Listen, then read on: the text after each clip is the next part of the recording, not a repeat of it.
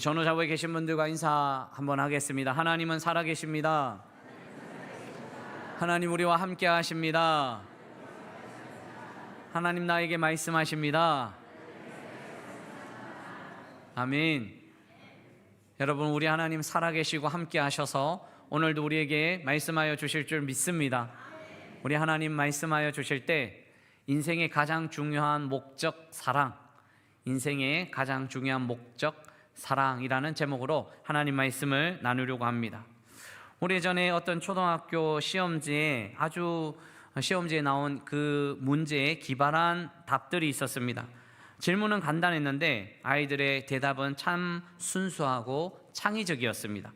그 답들을 보면 우리를 웃음 짓게 할 때가 많습니다. 이런 문제가 있었습니다. 다음 도형에 사각형이 아닌 이유를 써보시오. 뭐라고 써있냐면 학생이 원래는 사각형인데 찢어져서 이렇게 썼답니다. 슬기로운 생활의 문제입니다. 옆집 아주머니께서 사과를 주셨습니다. 뭐라고 인사해야 될까요? 뭘 이런 걸 다 이렇게 인사했다는 거죠. 또 하나 문제 낼까요?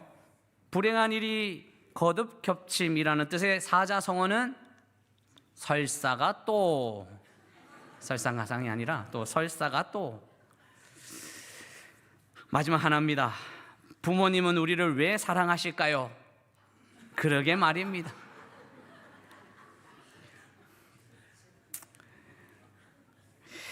오늘 저도 여러분들께 한 가지 질문을 드리면서 설교를 시작하려고 합니다. 이 질문입니다. 내 인생의 가장 중요한 목적은 무엇이다? 여러분, 인생의 가장 중요한 목적은 무엇입니까? 무엇을 향해서, 목적을 향해서 달려가고 있으십니까? 많은 사람들은 이 질문에 답할 때가 많은데 때로는 행복해지는 것이다, 때로는 성공하는 것이다, 때로는 편안하게 사는 것이다, 때로는 돈을 많이 버는 것이다, 때로는 인정받는 것이다 라고 그렇게 사람들은 많이 말들 합니다. 여러분들은 이 밑줄에 무엇을 답하고 계십니까? 내 인생의 가장 중요한 목적은 무엇이라고 생각하면서 달려가고 계십니까? 하나님은 이 질문에 사람들과 세상 사람들과는 다른 답을 우리에게 주십니다. 성경은 우리의 인생의 가장 중요한 목적이 사랑이라고 알려주고 있습니다. 고린도전서 14장 1절 상반절에 보면 사랑을 추구하며 신령한 것들을 사모하되, 사랑을 추구하다라는 이 구절을 이 현대인의 영어 성경에서는 Let love be your highest goal, 그러니까 사랑을 최고의 목표로 삼아라, 사랑이 너의 가장 목표가 되게 하라, 이렇게 번역이 되어 있습니다. 하나님은 돈이나 권력이나 편안함, 세상의 성공을 인생의 최우선으로 삼으라고 말씀하시지 않으십니다. 물론 중요한 것들이 참 많이 있습니다. 그런데 최고의 목표는 무엇인가? 우리 하나님은 분명히 말씀하고 계십니다. 사랑이 너의 인생의 가장 중요한 목적이 되라라고 우리 하나님 말씀하십니다. 여러분, 왜 하나님은 우리 인생의 사랑을 인생의 최고의 목표로 삼으라고 하실까요? 왜 사랑을 인생의 최고의 목표로 삼으라고 하실까요? 왜냐하면 하나님이 사랑이시기 때문입니다. 하나님의 속성, 하나님의 성품이 사랑이시기 때문입니다. 오늘 마가복음에 한 서기관이 예수님을 찾아와서 묻습니다. 28절 말씀에 보면 서기관 중 한 사람이 그들이 변론하는 것을 듣고 예수께서 잘 대답하시는 줄을 알고 나와 묻되, 예수님이 너무 잘 대답을 하시는 것을 보고 물었습니다. 모든 계명 중에 첫째가 무엇이니까? 여러분, 모든 율법에, 모든 하나님의 말씀에 가장 중요한 것이 첫째가 무엇입니까? 라고 대답했을 적에, 질문했을 적에 예수님은 그렇게 이야기하는 거죠. 여러분, 오늘 이 질문은 어떤 질문이냐면, 주님, 성경에서 제일 중요하게 여기는 것이 무엇입니까? 인생에서 제가 가장 중요하고 가장 집중해야 될 일들이 무엇입니까? 이런 질문입니다. 예수님이 분명히 대답하십니다. 29절에 예수께서 대답하시되 첫째는 이것이니 이스라엘아 들으라 주 곧 우리 하나님은 유일한 주시라. 하나님이 이야기하면서 30절 31절에 우리 예수님은 성경 전체를 딱 두 문장으로 만들어 요약해 주셨습니다. 여러분 같이 30절 31절 같이 읽어보겠습니다. 내 마음을 다하고 목숨을 다하고 뜻을 다하고 힘을 다하여 주 너의 하나님을 사랑하라 하신 것이요 둘째는 이것이니 내 이웃을 내 자신과 같이 사랑하라 하신 것이라. 이보다 더 큰 계명이 없느니라. 아멘. 이보다 더 큰 계명이 없는데 이보다 더 큰 계명이 큰 계명, 이 큰 계명이 무엇인가? 예수님은 딱 두 문장으로 요약하셨는데 하나님 사랑, 이웃 사랑입니다. 핵심입니다. 그래서 우리의 인생의 핵심은 하나님 사랑, 이웃 사랑이 우리의 인생의 핵심이어야 됩니다. 여러분 왜 예수님은 성경을 딱 두 문장 하나님을 사랑하고 이웃을 사랑하라고 정의하셨을까요? 단순합니다. 이유는 단순합니다. 하나님은 사랑이시기 때문입니다. 하나님이 사랑이시기 때문에 하나님의 백성은 사랑할 수밖에 없는 존재라는 거죠. 하나님은 우리를 하나님의 형상으로 창조하시고 그렇게 살기를 원하셨습니다. 하나님의 성품을 닮아가기를 원하셨습니다. 하나님의 창조의 목적이 하나님의 백성들이 사랑하기는, 하나님의 성품대로 하나님을 닮아 살아가는 것이 그 하나님의 원하셨던 일이죠. 그래서 하나님의 성품의 핵심이 사랑이기 때문에 우리는 사랑해야 하는 존재라는 사실입니다. 여러분 하나님은 바울을 통해 이렇게 말씀하십니다. 고린도 전서 16장 14절에 너희 모든 일을 사랑으로 행하라. 여기서 모든 일이 너무 중요합니다. 우리가 사랑으로 행할 일들이 많이 있지만, 그래서 우리는 몇몇 두고 사랑으로 행하고 있지만 정말 중요한 것은 모든 일이라고 이야기합니다. 신앙생활만이 아닙니다. 가정에서도 직장에서도 교회에서도 인간관계에서도 모든 일을 사랑으로 행하라고 말씀하십니다. 사랑하는 성도 여러분, 우리 하나님의 성품을 닮아서 모든 일에 사랑하는 믿음의 백성들이 되시기를 주님의 이름으로 축원합니다. 자, 그렇다면 성경에서 말하는 사랑은 무엇일까요? 이 사랑은 무엇인가? 오늘 요한 1서 4장 말씀으로 성경에서 말하는 사랑이 어떤 것인지 우리 한번 살펴보려고 합니다. 첫째, 성경에서 말하는 사랑, 성경에서 말하는 사랑의 출발은 하나님이시라는 사실을 우리는 기억해야 됩니다. 성경에서 말하는 사랑의 출발은 하나님이시죠. 요한 1서 4장 7절 말씀, 우리 같이 하나님 말씀을 읽어보겠습니다. 사랑하는 자들아, 우리가 서로 사랑하자. 사랑은 하나님께 속한 것이니 사랑하는 자마다 하나님을 알고. 아멘. 사랑은 하나님께 속한 것이니, 성경은 사랑의 시작을 인간에게 두지 않습니다. 사랑은 하나님께 속한 것이라고, 사랑의 주도권은 하나님께, 언제나 하나님께 있다고 알려주고 있습니다. 사랑의 근원은 언제나 하나님이십니다. 하나님은 언제나 모든 일의 최초셨습니다. 그래서 하나님이 이 세상을 창조하시고 이 세상을 시작하셨을 때에 하나님이 사랑으로 시작하셨는 거죠. 그래서 우리는 하나님의 사랑으로 하나님을 사랑하고 이웃을 사랑하게 되어 있습니다. 우리는 사랑을 만들어가는 존재가 아니라 받은 사랑을 전하는 존재입니다. 너무 중요합니다. 내가 사랑이 많아서 사랑을 하는 존재가 아니라 받은 사랑을 전하는 존재죠. 그런데 많은 사람들은 다른 사람을 사랑하지 못하는 이유가 무엇일까요? 왜 사랑하지 못할까요? 자존감이 낮기 때문입니다. 자기 자신을 사랑하지 못하면 사랑할 수가 없습니다. 마음 안에 상처와 결핍이 있으면 다른 이들을 사랑할 수가 없습니다. 사랑할 마음을 갖지 못했습니다. 예수님이 이렇게 말씀하셨습니다. 마가복음 12장 31절 말씀에 우리 같이 하나님 말씀을 읽어보겠습니다. 둘째는 이것이니 내 이웃을 내 자신과 같이 사랑하라 하신 것이라. 이보다 더 큰 계명이 없느니라. 아멘. 이웃을 사랑하는데 누구와 같이 사랑해야 된다고요? 내 자신과 같이. 자기 자신과 같이 이웃을 사랑하라고 이야기하고 있습니다. 여러분, 내 안에 사랑이 있어야지, 우리 안에 사랑이 있어야지 사랑할 수 있는 삶을 살아가게 됩니다. 하나님의 사랑을 힘입어야지, 하나님의 사랑을 간직해야지 그 사랑을 나눌 수 있는 거죠. 여러분, 치약 튜브가 있지 않습니까? 치약을 꾹 짰을 적에 치약 튜브에서 무엇이 나옵니까? 치약이 나오게 되어 있습니다. 다른 것들이 나오는 거 아닙니다. 여러분, 우리의 마음 안에 있는 것들이 우리의 삶의 행동으로 나오게 되어 있습니다. 우리의 마음이 분노로 가득 차 있으면 분노가 나오고, 상처로 가득 차 있으면 상처가 나오게 되어 있습니다. 불평이 가득 차 있으면 불평이 나오게 되어 있습니다.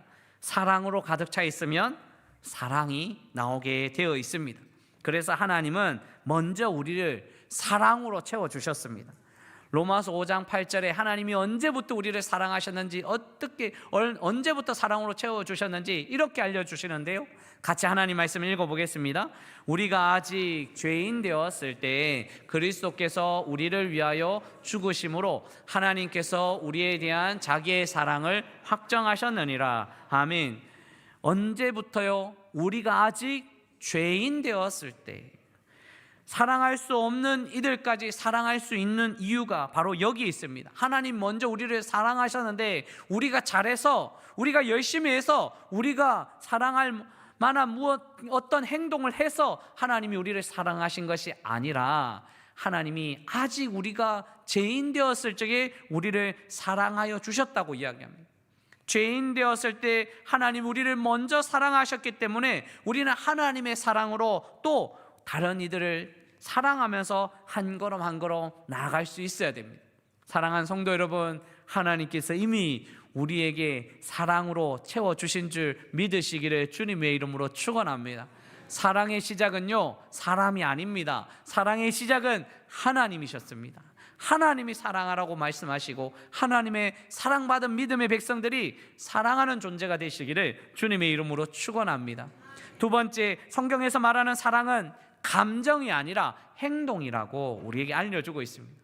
감정이 아니라 행동입니다. 그런데 우리는 자꾸 감정으로 사랑하려고 하는데, 그 감정보다 더 중요한 것은 행동인 거죠. 여러분, 오늘 9절 말씀에, 요한일서 4장 9절 말씀에 하나님의 사랑이 우리에게 이렇게 나타난 바 되었으니 하나님이 자기의 독생자를 세상에 보내심은 그로 말미암아 우리를 살리라 하심이라. 하나님께서 사랑이 이렇게 나타난 바 되었답니다. 행동하셨은 거죠. 하나님이 자기의 독생자를 세상에 보내신 것, 행동하신 거죠. 우리를 살리시려고 하나님이 행동하셨어요. 10절 말씀도 읽어볼까요? 10절 읽어보겠습니다. 사랑은 여기 있으니 우리가 하나님을 사랑한 것이 아니요 하나님이 우리를 사랑하사 우리 죄를 속하기 위하여 화목제물로 그 아들을 보내셨음이라. 아멘. 그 아들을 보내셨다는 것이 행동하셨다는 뜻입니다. 하나님은 행동하셨습니다. 그래서 성경의 사랑은요, 추상적인 개념이 아닙니다. 그냥 사랑하라는 마음의 이야기가 아니라는 거죠. 성경의 사랑의 개념은 추상적인 개념이 아니라 행동하라고 이야기합니다. 보내셨고, 나타나셨고, 희생되셨고, 십자가에 달려 돌아가신 하나님의 사랑의 행동을 우리는 본받아야 됩니다. 하나님이 그렇게 행하셨습니다. 요한 사도도 이렇게 말합니다. 요한일서 3장 18절에 같이 읽어보겠습니다. 자녀들아, 우리가 말과 혀로만 사랑하지 말고 행함과 진실함으로 하자. 아멘. 더 이상 말과 혀로만 사랑하지 말고 행함과 진실함으로 하자. 더 사랑하는 공동체, 말로만 혀로만 사랑하는 것이 아니라 행함으로, 진실함으로 하자. 하나님께서 우리에게 알려주고 있습니다. 사랑은 감정만이 아닙니다. 선택이고 행동입니다. 감정 이상 행동이 사랑이라는 뜻입니다. 그래서 우리는 행동하는 사랑을 우리가 간직해야 됩니다. 우리는 종종 이렇게 생각하고 말들 합니다. 사랑하는 감정이 있어야지 행동하지. 목사님, 아무리 생각해도 사랑의 감정이 나오지 않습니다. 부부생활 오래 하신 분들, 감정이 생기지 않습니다. 이렇게 아멘이라고 하시진 않았죠.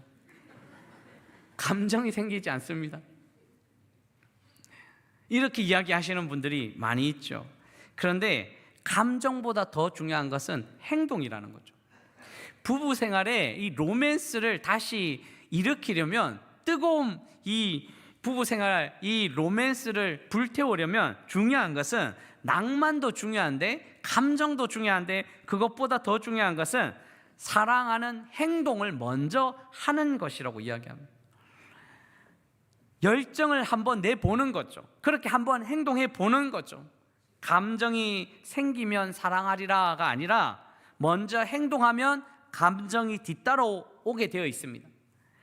감정은 행동 뒤에 따라오게 되어 있는 거죠. 우리는 오해합니다. 감정이 생기면 사랑하리라고 이야기하는데, 아니요, 사랑하기 전에 먼저 행동하는 것이 너무 중요합니다. 행동하고 해보는 거예요. 여러분, 한번 전후 좌우에 계신 분들과 옆에 있는 분들과 한번 웃어보시면 좋겠어요. 자, 한번 살짝만 웃어보십시오. 활짝 한번 웃어보십시오. 비웃지는 마십시오. 살짝 비웃으시는 분들도 있는데, 그리고 저를 보고 한번 웃어보시면 좋겠습니다. 자, 한번 웃어보시겠습니까? 하하하. 소리는 안 내기로 했는데 소리도 내주셔서 감사합니다. 웃어보십시오. 여러분, 기분이 어떤가요? 좋습니까? 여러분, 저는 설교를 시작하면서, 설교 계속 진행하면서 여러분들이 계속 화나 있는 줄 알았습니다. 어디인가 화가 나서, 어디에서 마음의 상처를 입고 여기 와서 이렇게 저를 바라보는가 생각할 수도 있었지만, 그런데 웃어보니까 아니네요. 웃어보니 감정이 뒤따라오게 되어 있습니다. 그래서 행동이 정말 중요하다고 이야기합니다.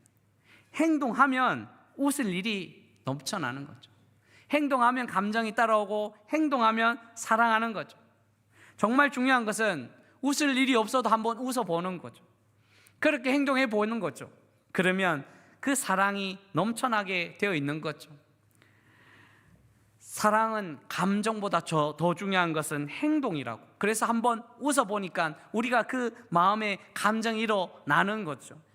여러분, 동물들, 여러분, 애완견이 미소를 지을까요? 짓지 않을까요? 짓는 사람들도 있고 미소 짓지 않는 사람도 있다라고 이야기합니다. 그런데 전문가들은 이 애완견이 정말 미소를 짓는 것이 아니라는 거예요. 그냥 그렇게 보인다는 거예요. 그래서 만약에 동물이 미소 짓는 날은 아주 심각한 날이라고 이야기합니다. 그런데 사람이 미소 짓지 않는 날이 정말 심각한 날입니다.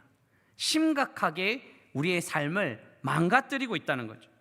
전문가들이 이야기합니다. 행동을 통해서 감정이 바꿀 수 있다면 우울증에 걸리고 싶은 분들, 여러분, 우울증에 걸리고 싶은 분은 없잖아요. 그런데 우울증 걸리기 쉬운 사람들이 있다고 합니다. 어떻게 해요? 커튼을 치고 캄캄한 데서 시무룩하게, 그냥 우울하게, 세상에 좋은 것이 뭐 있나 하면서 우울하고 또 우울하고 또 우울하면 우울증이 생긴답니다. 그렇게 행동하면 그렇게 그 감정이 뒤따라온다는 거예요.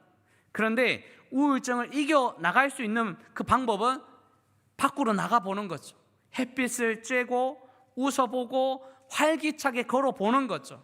그러면 금방 기분이 좋아진다고 합니다. 그렇습니다. 사랑은 감정보다 더 중요한 것이 행동이라고 이야기합니다.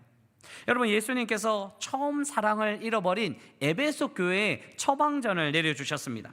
계시록 2장 5절 상반절에 보면, 그러므로 어디서 떨어졌는지를 생각하고, 처음 사랑이 떨어지는 것을 생각하고 회개하여 처음 행위를 가져라. 사랑이 떨어졌는데 사랑을 회복하라, 사랑에 열심을 해라, 더 사모하라, 이렇게 말씀하시지 않았어요. 처음 행위를 가져라, 행동해 봐라 라고 주님이 알려주고 계십니다. 그래서 우리는 행동하는 신앙인이 되어야 됩니다. 행동하면 사랑이 따라오게 되어 있습니다. 여러분, 기도도 마찬가지입니다. 기도할 때 우리가 하나님이 잘 경험되지 않고 하나님을 잘 알 수 없다라고, 그래서 기도하는 것이 쉽지 않다라고 이야기합니다. 그런데 정말 중요한 것은 잘 경험되지 않아도, 잘 몰라도 하나님 앞에 무릎 꿇고 기도하고 하나님을 의지하고 나아가면 하나님을 경험할 수 있다는 사실이에요. 먼저 행동해 보라는 거예요. 먼저 하나님을 찬양해 보는 거죠. 두 손 높이 들어 하나님을 찬양할 때 하나님이 경험되지 않아도 하나님이 임하시는 놀라운 은혜를 경험할 수 있는 거죠. 그래서 사랑의 회복은 먼저 행동하는 신앙인의 삶을 살아가는 거죠. 하나님은 감정 따라 살기를 원하시지 않고 믿음 따라 살기를 원하십니다. 아직 감정이 일어나지 않고 충분하지 않아도 믿음으로 행하면 결국 하나님께서 사랑의 마음을 우리에게 주신다는 사실을 기억하시기를 주님의 이름으로 축원합니다. 사랑은 감정보다 행동이라고 하셨는데, 오늘 여러분들의 삶의 자리에서 먼저 행동하여 사랑하는 믿음의 백성들이 되시기를 주님의 이름으로 축원합니다. 자, 마지막 하나요. 성경에서 말하는 사랑은 무엇인가? 습관이라고 이야기합니다. 습관이요. 사랑이 습관이 되어야 됩니다. 요한일서 4장 7절 말씀, 우리 같이 하나님 말씀을 읽어보겠습니다. 사랑하는 자들아, 우리가 서로 사랑하자. 사랑은 하나님께 속한 것이니 사랑하는 자마다 하나님으로부터 나서 하나님을 알고. 여기서 사랑하는 자들아, 우리가 서로 사랑하자. 현대인의 영어 번역에 보면요, 사랑하는 친구들이여, 우리가 서로 사랑하기를 연습하자, 이렇게 번역되어 있습니다. 원어를 번역하는데 사랑하기를 연습합시다 라고 번역하는 거예요. 사랑하자를 연습하라라고 이야기하고 있습니다. 사랑은 단발적인 사건이 아니기 때문입니다. 내가 한 번 사랑하는 것이 사랑이 아니라는 거예요. 사랑은 삶의 방식이고 반복되는 선택이고 연습이고, 연습을 뛰어넘어 습관으로 나아가는 자리가 사랑하는, 이 성경이 말하는 사랑이라는 거죠. 여러분, 우리가 수영하는 지식은 알고 그 수영을 지식으로만 배웠다면 정말 물에 들어갔을 적에 죽을 수밖에 없습니다. 지식으로만 알면, 어떻게 호흡하는지 지식으로 알고, 그리고 또 손을 어떻게 뻗어야 되는지 지식으로만 알고, 발은 어떻게 차야 되는지 지식으로만 안다면, 그래서 다 안다고 생각하고 물에 들어가면 빠져 죽을 수밖에 없습니다. 왜냐하면 연습이 안 되었기 때문입니다. 지식의 함정이 바로 여기에 있습니다. 사람들은 나도 알아라고 이야기합니다. 아는 것과 행하는 것은 완전히 다른 일입니다. 다 안다고 이야기하지만 정말 할 수 있는 것과는 다른 거죠. 아는 것과 할 수 있는 것은 다른 이야기입니다. 수영하는 법을 아는 것과 수영할 수 있는 것은 완전히 다른 일이에요. 그런데 사람들은 여기 지식의 함정이 있어요. 지식이 있으면 다 살 수 있다라고 생각해요. 아니요, 지식의 함정을 뛰어넘어야 돼요. 수영을 할 수 있는 법, 지식으로만 아니라 정말 수영할 수 있어야지 물에서 살아갈 수 있는 거죠. 사랑에 대해서 아는 것과 사랑하는 것과는 완전히 다릅니다. 여러분, 오늘 말씀을 들으면서 그래, 사랑 좋지, 사랑 알지라고 이야기하지만 여기 아는 것에서 우리는 멈춰서는 안 되죠. 사랑을 할 수 있어야 됩니다. 연습하고 훈련하고 습관이 되어야지 사랑하는 존재가 된다는 사실입니다. 그래서 오늘 성경에서 말하는 사랑을 우리가 배워야 하고 연습되어야 되고 습관이 되어야 됩니다. 어디까지요? 오늘 예수님은 누가복음 6장 32절에 우리가 사랑할 대상이 어디까지 이해했어야 되는지 알려주십니다. 같이 하나님 말씀을 읽어보겠습니다. 너희가 만일 자만을 사랑하면 칭찬받을 것이 무엇이냐? 죄인들도 사랑하는 자는 사랑하느니라. 아멘. 죄인들도 사랑하는 자는 사랑할 수 있어요. 우리 사랑하는 사람, 우린 누구나 사랑할 수 있다라고 이야기하면서 사랑하는 자만 사랑하는 것이 아니라 사랑할 수 없는 자까지 사랑할 수 있도록 우리는 훈련이 필요합니다. 힘들지만 또 한번 훈련하고 또 연습하고 습관이 되어야지 우리는 성경에서 말하는 사랑의 존재가 될 수 있다는 사실입니다. 사랑하는 성도 여러분, 이 사랑이 연습이 되고 훈련이 되고 사랑의 습관이 되어서 이 하나님이 원하시는 사랑의 존재가 되시기를 주님의 이름으로 축원합니다. 말씀 맺으려고 합니다. 오늘 우리는 한 가지 분명한 진리를 붙들어야 됩니다. 인생의 가장 중요한 목적은 사랑이라는 진리죠. 우리의 인생의 가장 중요한 목적이 사랑이어야지 마지막 때 내가 참 잘 살았구나, 내가 하나님의 뜻 안에 있었구나, 하나님 말씀 안에 있었구나, 우리가 그렇게 고백할 수 있습니다. 인생의 가장 중요한 목적, 사랑인 이유가 바로 오늘 들은 말씀, 우리는 사랑을 할 수 있는 존재가 아니라 하나님께 이미 사랑받은 존재이기 때문에 사랑해야 되고요, 감정으로 사랑하는 것이 아니라 행동으로 사랑하고요, 한 번의 뜨거움으로 사랑하는 것이 아니라 삶의 습관으로 사랑하는 존재가 되어야 된다고 성경적인 사랑을 우리에게 알려주고 있습니다. 그래서 우리는 훈련하고 연습하고 습관이 되어야 됩니다. 오래전에 책을 보면서 훈련한 일이 있는데, 불평 없이 살아보기 21일 캠페인 책으로 그렇게 훈련한 적이 있습니다. 불평 없이 살아보기 위해서 그 책에서 요구하는 것은 링을 하나 가지라는 거죠. 고무링을 하나 차고, 고무링을 하나 찬 다음에 그 책에서 이야기하기를 이 하루를 살아가는데 언어에서 생각에서 불평이 나왔으면 이 링을 다른 쪽으로 바꿔 차라는 거예요. 그리고 또 살아가다가 또 하루 중에 또 불평이 나면 또 바꿔 차는 거예요. 또 살아가다가 또 불평이 나오면 또 바꿔 차는 거죠. 그렇게 이제 그 책을 읽고 하는데, 여러분 처음에 어땠을까요? 한쪽에 있었던 링이 계속 있었을까요? 어떻게 하셨습니까? 계속 옮겨 다니는 거예요. 사람들은 모르죠, 이 링이 왜 바뀌는지. 수를 셀 필요는 없습니다. 계속 링이 바뀌어가는 거예요. 여기 찾다가 여기 찾다가 여기 찾다가. 왜요? 왜 옮겨갑니까? 불평이 있기 때문이죠. 그래서 처음에는 그렇게 하다가 이 링을 생각하면서 이 불평이 멈춰질 때가 있었습니다. 불평이 왜 멈춰지냐면 불평하는 인생을 인식하는 거죠. 나에게 링이 있어서 이 불평을 멈출 수 있는 인식이 있죠. 그래서 이 인식이 얼마나 중요하냐면 그 인식의 습관이 3주에서 6주가 걸린다고 하더라고요. 우리는 하나의 습관을 만들려면 3주에서 6주 정도가 우리가 습관을 만드는데 참 중요한 시간이라고 이야기하는 경우가 참 많습니다. 그래서 전문가들은 그 습관을 만들 때 3주에서 6주 정도 행하라고 합니다. 더 사랑하는 공동체로 나아가기 위해서, 우리는 성경적인 사랑을 우리가 경험하기 위해서 6주간의 시리즈 말씀을 함께 나누려고 합니다. 오늘 인생의 가장 중요한 목적, 사랑이라는 이 말씀을 가지고 이제 이 말씀으로 사랑에 대한 6주간의 시리즈 설교를 함께 여러분들과 나누려고 합니다. 6주 동안 사랑의 프로젝트를 진행하려고 합니다. 인식하는 거죠. 저절로 우리가 사랑을 기억하는 것이 아니라 인식하는 거죠.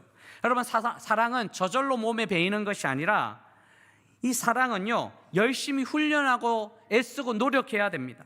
그냥 가만히 있으면 사랑의 사람이 되는 것이 아니라, 그냥 가만히 있으면 이기적인 사람이 될 수밖에 없는 존재라는 거죠. 그래서 우리는 사랑의 훈련이 필요합니다. 그래서 오늘 이번 한 주 동안 생활의 과제를 내어드리겠습니다. 첫 번째, 여러분들의 과제는요, 매일 아침에 이렇게 고백하기입니다. 오늘 내 인생의 가장 중요한 목적은 사랑입니다. 아침에 일어나셨을 적에 외쳐보는 거예요. 여러분, 일어날 때 뭐라고 외치십니까? 아이고 아이고 아이고 아이고 이렇게 외치십니까? 아이고 큰일 났네 이렇게 일어나십니까? 여러분, 아침에 이번 한 주 동안은 이렇게 한번 외치시면 좋겠어요. 오늘 내 인생의 가장 중요한 목적은 사랑입니다. 따라해 볼까요? 같이 한번 외쳐볼까요? 시작. 오늘 내 인생의 가장 중요한 목적은 사랑입니다. 사랑입니다. 여러분, 일어나실 때 오늘 내 인생의 가장 중요한 목적은 사랑입니다라고 외치시고 일어나십시오. 언제 얼마만큼이요? 이번 한 주 동안, 우리 이번 한 주 동안은 충분하게 이렇게 외치십시오. 6주간의 시리즈 설교 분명히 하고요. 그래서 아침마다 외치십시오. 여러분, 자녀들과 함께 외치시면 좋겠어요. 오늘 내 인생의 가장 중요한 목적은 사랑입니다. 여러분들의 삶의 가장 최고의 목적, 가장 중요한 목적이 사랑이 되시기를 주님의 이름으로 축원합니다. 또 하나요, 저녁에 잠자리에 들 때입니다. 하루를 피드백해 보십시오. 오늘 하루 나는 무엇을 가장 중요하게 여겼는가? 하루를 마지막으로 침대에 누워서 이제 주무실 때, 하루를 마지막으로 맺을 때, 오늘 나는 무엇을 가장 중요하게 여겼는가라고 생각하시고 잠자리에 드시면 좋겠습니다. 여러분, 우리 식구들과 피드백을 하시고 순모임 안에서도 피드백을 한번 해주시면 좋겠습니다. 문자 메시지를 통해서, 카톡을 통해서도 잘하고 있지 격려해 주시면 좋겠습니다. 그래서 훈련하고 연습이 되어서 사랑의 습관이 되어서 사랑하는 존재가 될 수 있도록 여러분 함께 이렇게 생활의 과제를 통해서 성경에서 말하는 사랑의 존재가 되시기를 주님의 이름으로 축원합니다. 여러분, 오늘 하나님이 이미 우리를 사랑하셨습니다. 그리고 감정이 아니라 행동하면서 사랑해야 됩니다. 무엇보다도 이 사랑이 연습이 되고 습관이 되어서 사랑의 존재, 하나님 원하시는 사랑의 존재로 살아가시기를 주님의 이름으로 축원합니다.